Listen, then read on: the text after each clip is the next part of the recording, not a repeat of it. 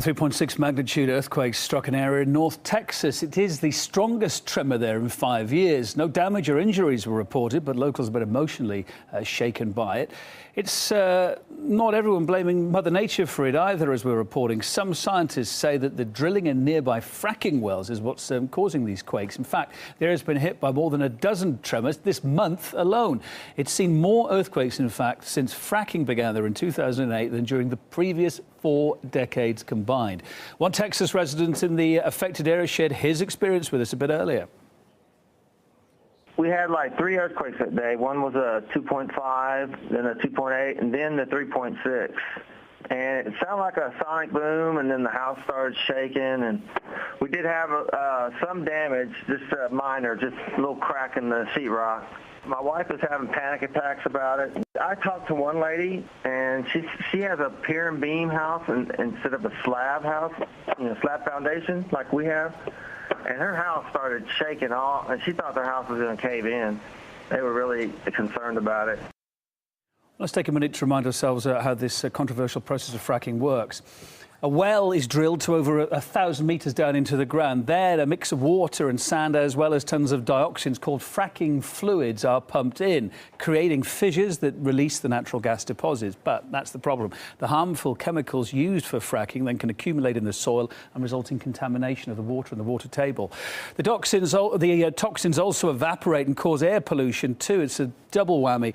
There's a growing movement to ban the process of the energy industry's latest fad to tap into lucrative fossil fuel deposits. Some activists say fracking is even more hazardous indeed than actually burning oil and gas in the first place. There are much better alternatives at our disposal, and we don't need fracking whatsoever. And not only that, I mean, people said to me that it's a transition fuel. Evidence shown in America from the leakages from all the wells that they've done there is that there's up to 3 to 7.5% of leakage of methane gas into the atmosphere. Methane is a lot more potent greenhouse gas than what CO2 is. So, there's a case to be said it's actually a more harmful form of energy than burning coal in power stations. Well, let's also hear, shall we now, from anti-fracking campaigner Andy Chabba from the Wales Green Party in the UK there. Hi, Andy. Evening to you. What steps has your party taken against fracking, then?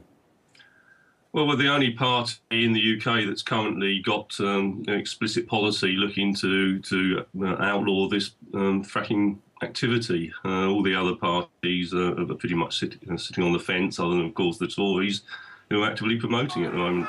Is it really as serious and bad as I've been saying there and pointing out on that graph? I mean, how much of a danger is it, or is it being slightly blown out of proportion here, as far as you see it? I don't honestly. Well, some aspects of it probably have been blown out of proportion a little bit, but the scale of the issues range from the very micro level all the way up to the global level. I mean, the images of gas being burnt in people's taps from gas lamps and so on is probably done as a bit of a disservice. Not to say that can't happen, but it can happen for all sorts of other reasons. But the issues that you've already mentioned about contamination of water supplies, once aquifers are contaminated, they're contaminated pretty much forever. They're virtually impossible to remedy, and therefore that's a very serious issue. The issue regarding health consequences that Dr. Theo Colborn's investigated thoroughly. That's an immediate and definite danger. Then you're then talking about the whole issue of the energy policy of the country. Your previous speaker was talking about the fact that all that's happening is by pursuing these extreme energies, we're putting off the imperative to get to grips with the renewable energies that we're going to have to rely on sooner or later. Well, the French government obviously agrees with the concerns that you've got. They banned the practice back in 2011, didn't they? Was that a difficult step for them to carry through? Well, it's a difficult step in the sense that you've got some of the biggest companies on the planet looking to sort of put pressure on the governments of the UK and across the world to allow them to sort of squeeze these last drops of fossil fuels out for short-term profit motives, right? And that's literally all it is. I mean, there's no way. I mean, the amount of energy it takes to extract this energy in itself means that the contribution to the overall energy budget of the country is pretty minimal. It's absolutely farcical. When you look at the amount of equipment and resources that go into extracting this gas, it's got to be just for a short-term profit motive. Yeah. I mean, I've been talking to a couple of people who've literally been affected by it. Boreholes have appeared in their houses. They've turned outside their houses. They've turned their water on. Gas has come out of their water taps. It's scary. But why hasn't the UN, for instance, caught on to this? Is there anywhere along the line a global ban being proposed, or is that just not on the cards?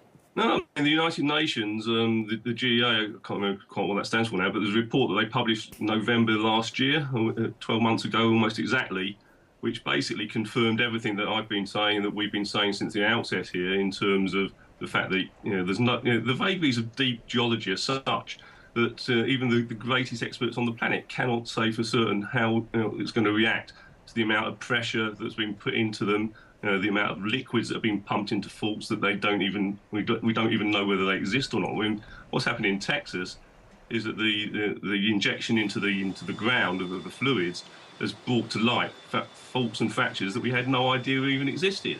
Because, and how toxic is this stuff that they pump in? I mean, I kind of highlighted it just now, but how bad is it? Well, one of the myths about fracking fluid is that one of the things about it is there's no such thing as a proprietary fracking fluid. Every single job requires a different mix. Every single stage of the fracking process requires a different mix. So what you've got publicity stunts from companies whereby in the initial stages of fracking, you don't really need to use much in the way of chemicals at all. And you've had stunts from these executives drinking, stuff to the cameras and so on. But what happens is that the further down you go, the more extreme you need to get, the subsequent stages of it, you need more and more chemicals to make the damn thing work, right? And that's when they start sneaking in all sorts of nasty additives that are well documented, with all sorts of nasty consequences from them. Ultimately, of course, the public want cheap fuel. They want to put fuel in the cars, they want to warm their houses, etc., etc., etc., and they want it as cheap as possible. It's an uphill battle you're up against, isn't it? Well, it's an uphill battle against the spin that the Tories and so on and the other vested interests are putting on it. I've just had solar panels put on my roof in the last few days. I've now got a 40% drop in my electricity consumption during daylight hours. Right? That doesn't get much cheaper than that. Right? It's a one-off investment. Renewable energies provide virtually free energy. Right? It takes a lot of initial investment and so on. Energy security and cheap energy prices are far more likely to come about in the long run through pursuing renewable energies than they are from these extreme forms of fossil fuel exploitation. Andy Chabot, thanks so much for your thoughts there. Much appreciated.